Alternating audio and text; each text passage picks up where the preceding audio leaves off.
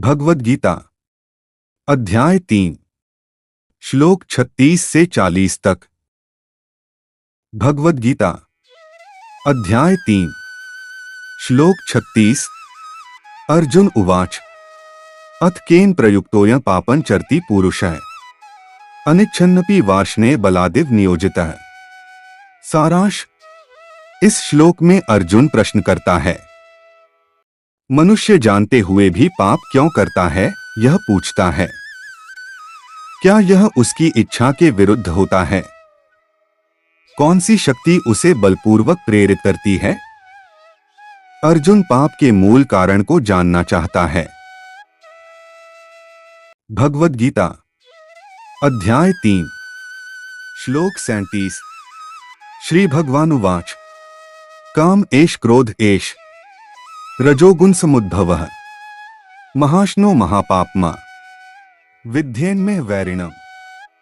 सारांश। इस श्लोक में श्री कृष्ण उत्तर देते हैं, पाप का कारण काम और क्रोध है। ये रजोगुण से उत्पन्न होते हैं। रजोगुण वह गुण है जो आशाओं, इच्छाओं और फलों की आकांक्षा के कारण मन को अशांत करके कर्म करने के लिए प्रेरित करता है। ये कभी तृप्त नहीं होते, इसलिए इन्हें मनुष्य का शत्रु समझना चाहिए। भगवद गीता अध्याय 3 श्लोक 38। धूमेनावृते वह्नियः यथादर्शो मलेन च यथोल्बेनावृतो गर्भः तथा तेनेदमावृतम्। सारांश। श्री कृष्ण उपमाओं से समझाते हैं। जैसे अग्नि धुएं से ढकी रहती है, जैसे दर्पण मल से ढका होता है, जैसे गर्भ आवरण से ढका रहता है, वैसे ही काम से ज्ञान ढक जाता है। भगवद गीता अध्याय 3 श्लोक 39। आवृतं ज्ञानमेतेन ज्ञानिनो नित्यवैरिणा कामरूपेण कौन्तेय दुष्पूरेणानलेन च। सारांश।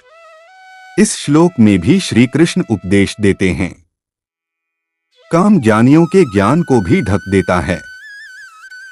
काम मनुष्य का स्थायी शत्रु है।